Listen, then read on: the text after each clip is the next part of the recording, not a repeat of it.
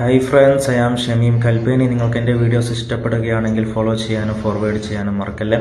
അങ്ങനെ ഞങ്ങളെല്ലാവരും ഞങ്ങളുടെ റൂമുകളിലെത്തി കുളിച്ച് ഫ്രഷ് ആയതിനു ശേഷം ബിർള മന്ദിർ കാണാൻ വേണ്ടി പോയിക്കൊണ്ടിരിക്കുകയാണ്. അവിടെ ഫോൺ അലൗഡ് അല്ലാത്തത് കൊണ്ട് കൂടുതൽ വീഡിയോസ് ഒന്നും ഉണ്ടാവില്ല. ചെരിപ്പും ഫോണൊന്നും അലൗഡ് അല്ലാത്തത് കൊണ്ട് കൂടുതൽ വീഡിയോസ് ഒന്നും എടുക്കാൻ പറ്റിയില്ല. അങ്ങനെ ഞങ്ങൾ ബിർള മന്ദിരൊക്കെ കണ്ട് അതിൻ്റെ അടുത്ത് നിന്നും കുറേ പർച്ചേസിംഗ് ഒക്കെ നടത്തി ഞങ്ങൾ. Hi friends, I am Shameem Kalpeni. എൻ്റെ ചാനൽ ഫോളോ ചെയ്യാൻ മറക്കല്ലേ. ഞാനും എൻ്റെ ഫാമിലിയും വന്നിട്ടുള്ളത് കോഴിക്കോട് ഉള്ളേരിയിലുള്ള സാരംഗ് ട്രാവൽസിൻ്റെ കൂടെയാണ്. ഞങ്ങളെല്ലാവരും ബിർള മന്ദിറിലെ കാഴ്ചകൾ കണ്ടതിന് ശേഷം രാത്രി ഭക്ഷണം കഴിക്കാനുള്ള തയ്യാറെടുപ്പിലാണ്. ഞങ്ങൾക്ക് നൽകിയിട്ടുള്ള റൂമായാലും ഫുഡായാലും അടിപൊളിയാണ്. ഉച്ചയ്ക്ക് ഞങ്ങൾ കഴിച്ചിരുന്നത് ചിക്കൻ മന്തിയാണ്. ഇപ്പോൾ രാത്രി നെയ്ച്ചോറുണ്ട്, ചിക്കനുണ്ട്, ചപ്പാത്തിയുണ്ട്. അത് കഴിഞ്ഞതിന് ശേഷം ഓർമ്മകൾ എന്നിലിങ്ങനെ കൂട്ടുകൂടുമ്പോൾ കാലങ്ങൾ പുറകിലേക്ക് പോകും.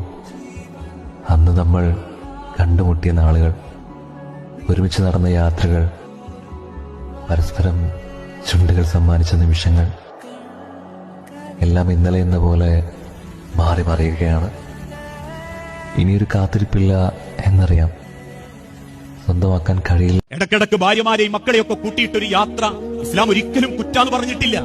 അതിന് സമയം കണ്ടെത്തണം. കാരണം അവർക്ക് പോകാൻ നമ്മളേ ഉള്ളൂ.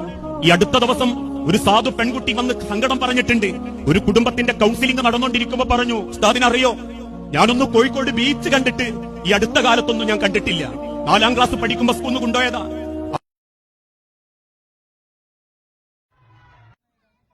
ഇപ്പൊ വരുന്ന ചില ടീമുണ്ട്.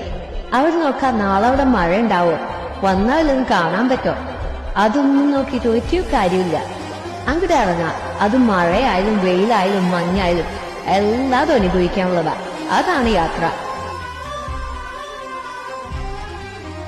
ഇപ്പൊ വരുന്ന ചില ടീമുണ്ട്.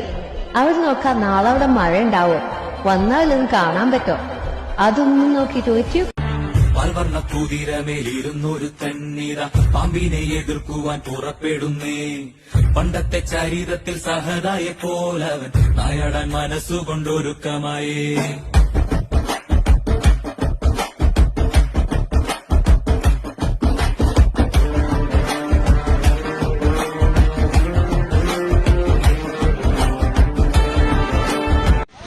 ചെയ്യണം, എങ്കിലേ റിസ്ക് വിശാലമാവും. എന്തൊക്കെ മനുഷ്യന് വേണമോ ജീവിതത്തിൽ, ആ കാര്യങ്ങളെല്ലാം ഒരുമിച്ച് കൂട്ടുന്നതിനാണ് റിസ്ക് എന്ന് പറയുന്നത്.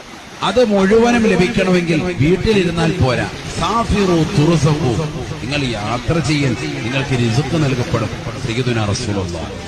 സമ്പത്തുണ്ടായിട്ട് കാര്യമില്ല, ആ ഉള്ളതനുസരിച്ച് ഇടയ്ക്ക് നല്ല റാഹത്തായ യാത്ര, വർഷത്തിലെങ്കിലും നല്ല